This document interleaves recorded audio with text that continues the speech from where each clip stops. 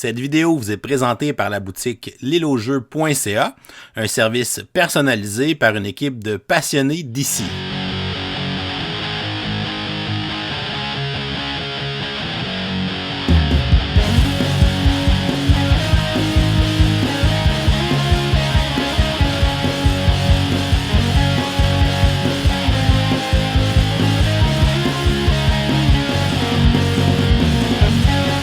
Salut les gamers, bienvenue à Presseur Board Game, j'appelle David. Aujourd'hui à Board Game 100, je vous présente le jeu Bonsai, un jeu édité en 2023 par DV Games et qui a été traduit en français par Gigamic.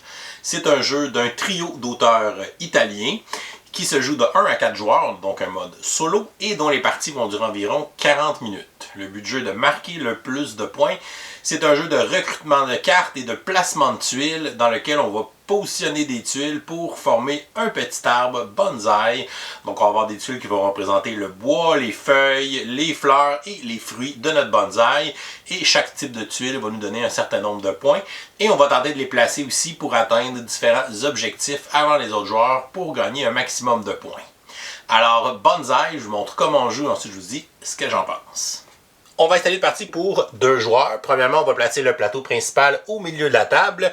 Et à côté de celui-ci, on va former des réserves avec les différents types de tuiles. Les tuiles bois, les tuiles feuilles, les tuiles fleurs, ainsi que les tuiles fruits. On va ensuite prendre les cartes Zen et on va aller retirer toutes les cartes pour les parties à 3 et 4 joueurs. Et ces cartes seront remises dans la boîte de jeu. On va mélanger le reste des cartes et on va les placer sur le plateau principal pour former la pioche de cartes Zen.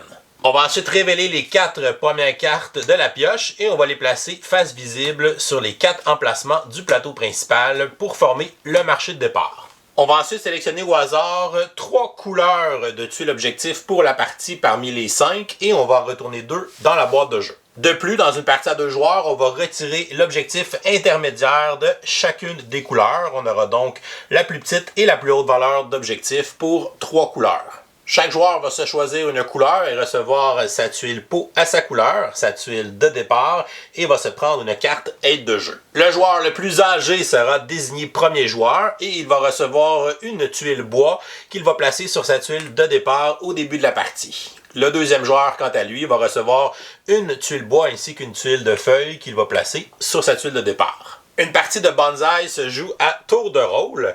À son tour, un joueur a le choix entre 2 actions. Il peut tout d'abord méditer pour aller sélectionner une des 4 cartes sur le plateau principal et gagner les effets de cette carte, en plus de gagner les tuiles qui sont indiquées sur l'emplacement du plateau où se trouve cette carte. Et les joueurs pourront aussi faire l'action cultiver qui leur permettra de prendre les tuiles qu'ils auront accumulées sur leur tuile de départ et d'en aller en placer un certain nombre selon les symboles qu'ils auront sur leur plateau ainsi que les cartes qu'ils auront accumulées pour pouvoir placer ces tuiles sur leur plateau pot et faire pousser leur bonsaï. Les différents types de tuiles auront des valeurs de points de victoire à la fin de la partie et les joueurs pourront aussi revendiquer les différents objectifs s'ils réussissent à accomplir les conditions de ceux-ci pour marquer des bonus de points. La partie va se continuer jusqu'à temps qu'on ait épuisé la pioche de cartes Zen, ce qui va déclencher la fin de la partie. À ce moment-là, les joueurs vont chacun jouer un dernier tour de jeu et ensuite on va passer au décompte final des points et le joueur qui aura le plus de points sera déclaré vainqueur. À son tour de jeu, un joueur doit faire une des 2 actions principales. Il peut faire l'action de méditer, ce qui lui permettra de prendre une carte du plateau principal, de gagner son effet, et de potentiellement gagner des tuiles qui sont indiquées sur l'emplacement du plateau où il prend sa carte. Ou bien un joueur peut faire l'action de cultiver, ce qui lui permettra de prendre des tuiles de sa réserve personnelle et d'aller les placer sur son bonsaï pour le faire pousser. Donc mon joueur pourrait faire l'action de méditer et il pourrait choisir la carte de maître comme étant la carte à sélectionner pour son tour. Il va donc gagner les effets de sa carte, donc on voit ici que sa carte lui donne une tuile de bois ainsi qu'une tuile de feuilles qu'il va ajouter dans sa réserve personnelle sur sa tuile de départ.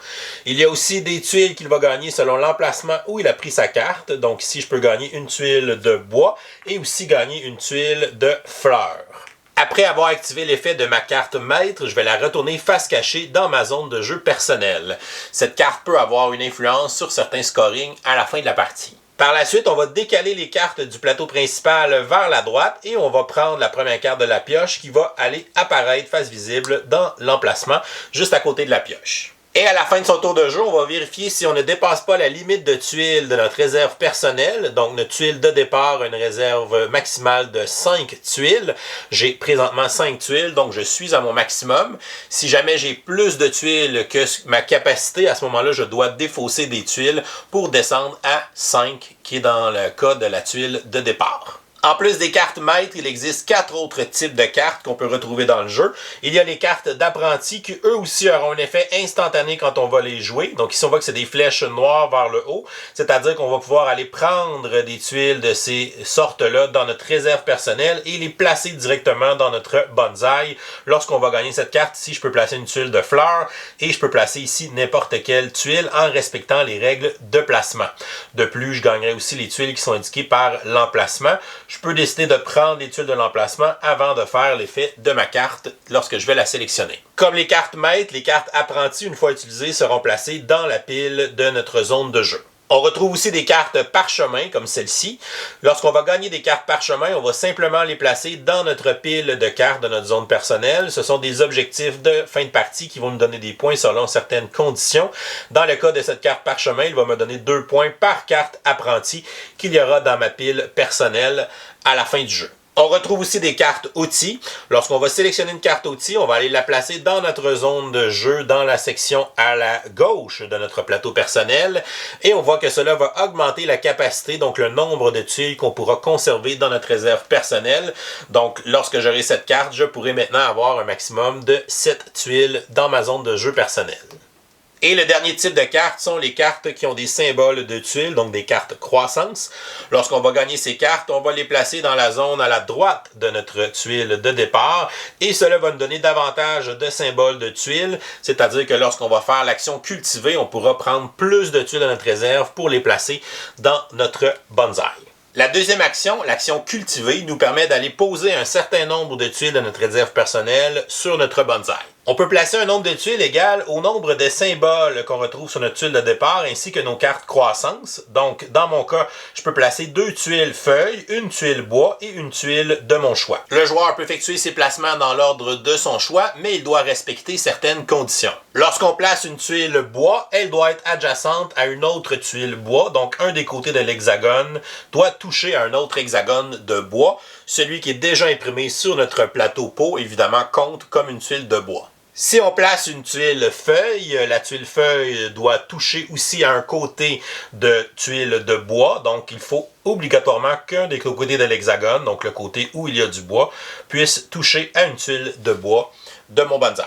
La tuile de fleurs doit toucher obligatoirement à une tuile de feuilles. Donc, ici, le côté de l'hexagone nous le rappelle qu'on doit le placer adjacent à une tuile feuille de notre bonsaï. Alors que pour placer un fruit, il faut obligatoirement avoir 2 tuiles feuilles qui sont adjacentes les unes à côté des autres et on doit placer la tuile de fruit adjacente à ces 2 tuiles feuilles. De plus, une tuile fruit ne peut jamais toucher à une autre tuile fruit, donc je ne pourrais pas placer un autre fruit à côté si j'avais une tuile feuille à cet endroit. Donc ici, avec mon action de mes 4 symboles qui sont là, j'aurais pu placer ma tuile bois, mes 2 tuiles feuilles et ma tuile de fleurs grâce à mon symbole Joker. Lorsqu'un joueur termine son tour de jeu et qu'il a ajouté des tuiles à son bonsaï, il doit vérifier s'il peut aller revendiquer une des tuiles objectifs. Par exemple, dans cette partie, si jamais le joueur réussit à avoir 3 tuiles fleurs qui dépassent de son pot d'un des 2 côtés, donc du même côté, il peut aller revendiquer l'objectif qui est ici. S'il a 8 tuiles bois sur son bonsaï, il peut aller revendiquer l'objectif qui est ici. Et la tuile de la tuile pot va compter comme une tuile bois. Et ici, si le joueur réussit à faire dépasser une tuile de son pot qui est du côté le plus éloigné ici, il va pouvoir revendiquer l'objectif qui est là. Mais un joueur n'est pas obligé de revendiquer un objectif, il peut aussi décider de renoncer à cet objectif. Si par exemple, mon joueur a atteint 8 tuiles bois, il peut décider de renoncer à l'objectif qui est là pour tenter d'aller faire l'objectif supérieur qui vaut plus de points à la fin de la partie. Si un joueur renonce à un objectif, à ce moment-là, il ne pourra plus réclamer l'objectif qu'il a renoncé et il est obligé de se prononcer sur l'objectif dès qu'il atteint les conditions de celui-ci. Un joueur peut seulement revendiquer un objectif de chacune des 3 couleurs pendant la partie. Et la partie va se continuer jusqu'à temps qu'un joueur joue un tour de jeu et qu'on révèle la dernière carte de la pioche Zen, ce qui va déclencher la fin de la partie. À ce moment-là, chacun des joueurs, incluant celui qui vient de déclencher la fin de la partie, vont jouer un dernier tour de jeu et ensuite on va passer au décompte final des points. Les joueurs peuvent utiliser les feuilles de score pour comptabiliser les points des joueurs. Premièrement, on va aller faire des points pour les tuiles qui sont dans notre bonsaï tout simplement, selon la carte aide de jeu. Les tuiles de bois ne valent pas de points. Ensuite, chacune des tuiles de feuilles valent 3 points. Chacune des tuiles de fleurs vont donner 1 point par hexagone, par côté plutôt, qui ne touche pas à aucune tuile. Donc la fleur qui est ici vaut 5 points, mais celle-là vaut seulement 3 points. Celle-là vaut 5 points et celle-là vaut aussi 5 points. Et finalement, les fruits valent 7 points chacun. Ensuite, on va révéler les cartes qui étaient dans notre pile personnelle et on va aller scorer les points de nos cartes parchemin. Donc ici, je fais 2 points par carte apprenti. J'ai 3 cartes apprentis, donc 6 points. Ici, je fais 1 point par tuile bois qui se trouve dans mon bonsaï. J'ai 13 tuiles bois, donc je vais faire 13 points avec cette carte parchemin. Et celle-ci me donne 2 points par tuile fleur. J'ai 4 tuiles fleurs, donc 8 points pour cette carte parchemin. Et finalement, on va additionner les points de nos tuiles objectifs qu'on a réussi à revendiquer. Et on va additionner tout ça ensemble pour faire notre score final. Et le joueur qui aura le plus haut score sera déclaré vainqueur. Si jamais on a une égalité, c'est le joueur qui a joué en dernier dans l'ordre de tour qui va départager l'égalité. Et voilà, c'est comme ça qu'on joue à Bonsaï. Je vous reviens avec mon opinion personnelle. Qu'est-ce que je pense de Bonsaï? On va commencer par les côtés positifs. Belle petite boîte, très zen. Évidemment, les thèmes nature, on le sait, c'est à la mode dans le jeu de société. Donc, c'est un petit jeu très tranquille dans lequel on va aller chercher des cartes, chercher des tuiles et on va essayer de construire le meilleur bonsaï. Donc, j'adore le côté thématique du jeu parce que souvent, les placements de tuiles, c'est très puzzle comme jeu, mais c'est très abstrait. Là. Souvent, le thème il est vraiment très plaqué puis il n'y a pas trop rapport. Tu sais, des jeux comme Cascadia, c'est super bon mécaniquement, mais bon, le thème, c'est un thème vraiment très plaqué puis seulement visuel. Mais dans celui-là, on dirait juste le fait justement de construire ton petit bonsaï, puis à la fin de voir le petit arbre avec les petites branches qui poussent un peu dans tous les sens, des fois qui vont sur le côté ou qui pourraient même aller en dessous de ton pot. Donc ça a vraiment un petit côté esthétique vraiment le fun, puis ça ressemble à un vrai bonsaï, fait qu'on dirait que le thème il est un peu plus présent, un peu plus vivant. On le vit plus parce que notre puzzle, vraiment, il y a une belle réalisation en lien avec le thème de faire ce petit arbre bonsaï tout sympathique. Fait que chapeau pour nous faire sentir ça dans un jeu de placement de tuiles qui souvent sont des jeux quand même beaucoup mécaniques puis très abstraits dans leur thème. Tout le matériel est quand même de bonne qualité, donc c'est des tuiles quand même épaisses, fait que c'est quand même très sympathique à manipuler. Les cartes aussi sont belles, des beaux visuels, des beaux petits plateaux pour les joueurs et tout ça, donc c'est quand même une belle petite production dans cette boîte-là. Pour le gameplay, j'aime bien le côté draft du jeu, il est très présent, il est très important aussi, parce qu'on a la rivière de cartes qui va avancer quand on choisit des cartes, puis là la nouvelle carte est tout le temps disponible au prochain joueur, mais en même temps, s'il prend la nouvelle carte, il n'y a pas de symbole de tuile en dessous, fait qu'il gagne juste l'effet de la carte et il ne gagnera pas des tuiles en même temps. Donc un côté intéressant aussi pour essayer de mitiger le hasard de la carte qui sort à la fin de mon tour, des fois c'est une super bonne carte pour l'autre adversaire, mais en même temps, s'il la prend, oui elle est bonne pour lui, mais il ne gagnera pas de tuiles en plus. Fait que c'est vraiment les cartes qui vont rester plus longtemps, puis plus la carte est loin sur le plateau, plus elle va te donner des meilleures tuiles pour avoir des fruits, avoir des fleurs et tout ça qui vont évidemment être des tuiles qu'on veut placer parce qu'elles valent plus de points.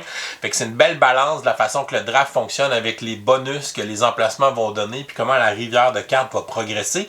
J'aime aussi la petite diversité dans les cartes, le fait qu'on a des cartes les maîtres, on a les apprentis qui ont des effets instantanés.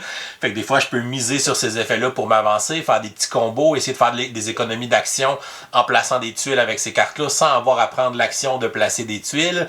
Puis en même temps, je peux les synergiser avec des cartes de parchemin qui vont me donner des points si j'ai justement des cartes maîtres, j'ai des cartes apprentis. Fait que c'est pas perdu d'aller chercher ces cartes-là, en plus d'avoir ces petits combos d'action-là. Fait que ça, je trouve ça intéressant.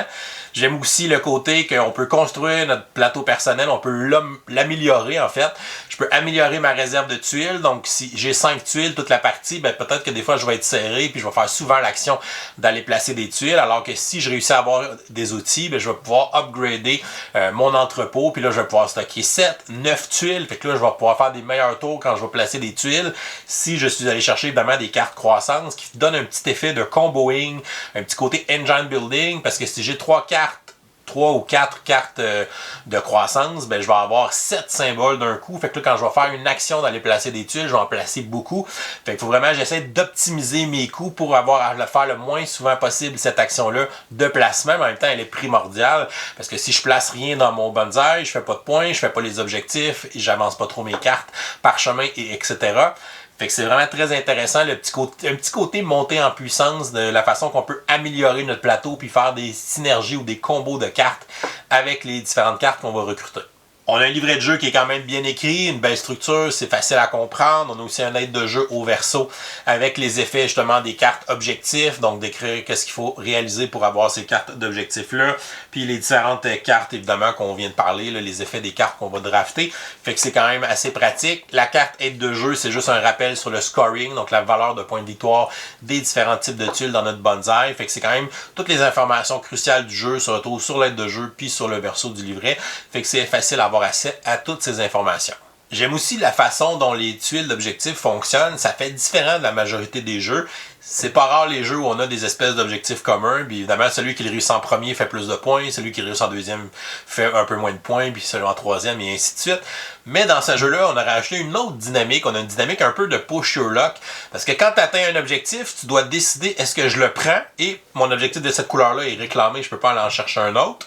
Parce que c'est le plus petit qu'on va réclamer en premier. Ou bien je laisse tomber, donc je renonce à prendre cet objectif-là et je peux seulement aller chercher à ce moment-là ceux qui sont au-dessus en valeur de points. Fait que ça me force à me concentrer là-dedans. Fait que j'aime ce petit côté-là de gambling un peu sur les objectifs. Puis des fois, on va regarder aussi ce qui se passe autour de nous. On va regarder les autres joueurs. OK, on est serré dans cet objectif-là, fait que je suis mieux d'essayer d'aller pogner le gros objectif avant lui, mais là, cet objectif-là, je suis mieux de prendre le petit, parce que de toute façon, l'autre joueur, il se rendra pas à celui qui est après. Fait que dépendant on est où dans la partie, ça va influencer ta décision. Fait que c'est un beau petit système de décider si on renonce à l'objectif pour aller en chercher un meilleur, un plus haut, un plus difficile à atteindre, ou on le prend tout de suite pour le prendre et évidemment empêcher les autres de prendre le petit objectif, parce que plus on monte, plus les autres objectifs sont quand même difficiles à atteindre. Il faut vraiment enligner notre partie dans cette direction-là pour les réclamer. Fait que j'ai trouvé la récompense vraiment intéressante des tuiles d'objectifs. C'est un jeu qui est simple, il n'y a pas beaucoup de règles, on a deux actions principales. Tu vas soit prendre une carte avec des tuiles ou tu vas soit placer des tuiles, fait que c'est quand même simple. Les règles de placement ne sont pas compliquées, le bois à côté du bois, les feuilles à côté du bois, les fleurs à côté des feuilles, puis les fruits entre deux feuilles. Puis ça résume toutes les règles de placement, fait que c'est quand même assez instinctif, on les apprend rapidement puis on n'a pas de problème. Puis si à un moment donné on est bloqué parce qu'on peut plus placer d'autres tuiles de bois de la manière qu'on a placé notre bonsaï, on a une option pour défausser des tuiles, enlever des tuiles dans notre bonsaï, pour nous débloquer puis permettre de faire repousser une nouvelle branche puis de continuer par la suite. Fait qu'au moins si on fait cette erreur-là, on a une façon quand même de pouvoir continuer dans la partie puis on n'est pas pris puis on n'a pas fait ça pour rien.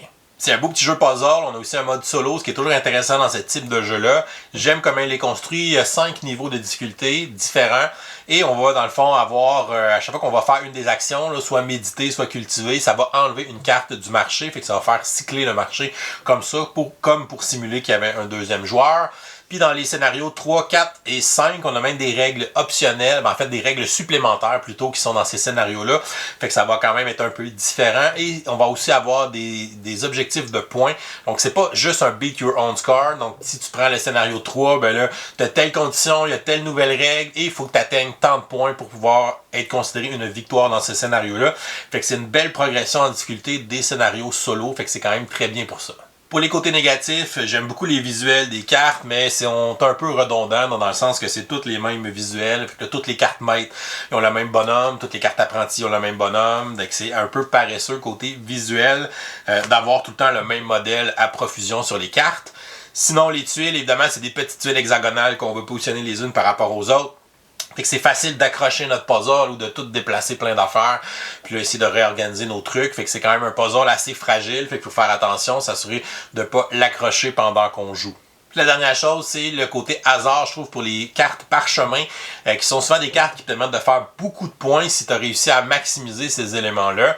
Ben, des fois, tu es juste chanceux que justement, je sais pas, j'ai fait un arbre qui a beaucoup de bois, puis là, ça arrive à mon tour, l'autre joueur à côté de moi finit son tour, puis boum, la carte parchemin que le bois va faire des points arrive.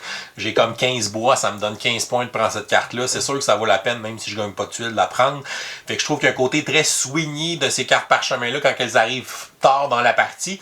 Heureusement, pour pallier à ce problème-là, on a une variante qui est proposée dans le jeu que je trouve intéressante. C'est de séparer le paquet de cartes en deux au début de la partie et de placer toutes les cartes parchemin dans la première demi. Donc, les cartes parchemin vont sortir dans la première moitié de la partie. Donc, à ce moment-là, ben, les joueurs ont moins construit leur bonsaï. Fait que là, les cartes ont moins d'importance, ont moins de pesanteur, si on veut. Fait que c'est un peu plus fair. Donc, je vais les avoir plus tôt dans la partie. Donc, elles valent pas beaucoup de points. Et si je veux les maximiser, là, ça va être à moi de m'enligner et de faire ce qui est demandé par la carte, au lieu d'essayer d'être chanceux à la fin de la partie puis de pogner une carte au dernier tour de jeu qui va me donner 15 points. Somme toute, le jeu Bonsaï, un petit jeu de placement de tuiles très zen, très efficace et très simple. Je vais lui donner la zen note de B. Donc un bon petit jeu que j'ai bien aimé, que j'ai trouvé très sympathique. C'est définitivement un jeu que je vais emmener en animation, je trouve, parce que c'est le fun, le petit côté concret qu'on voit. On voit notre petit arbre qui se construit au fur et à mesure de la partie. Il y a une belle originalité sur les objectifs, de la façon qu'il faut se commettre aux objectifs ou bien renoncer à celui-ci, puis essayer d'en chercher un plus gros. Le système de draft de cartes qui est vraiment très simple, mais qui est super efficace avec les emplacements sur le plateau qui vont nous donner des tuiles. Bref, un beau petit design. Donc, si vous cherchez un petit jeu de placement de tuiles très zen dans la thématique nature. Donc, encore une fois, Team Nature frappe un bon coup. Et voilà, c'est tout pour aujourd'hui. Si jamais vous n'êtes pas abonné à la chaîne, vous pouvez cliquer notre petit bonhomme ici en bas pour vous abonner. Sinon, vous pouvez nous suivre sur Facebook, Instagram à Professeur Board Game. Et si vous aimez les vidéos qu'on fait, vous pouvez nous supporter sur notre campagne Patreon qui vous donne accès à notre serveur Discord. Je souhaite à tous une excellente fin de journée et continuez de gamer.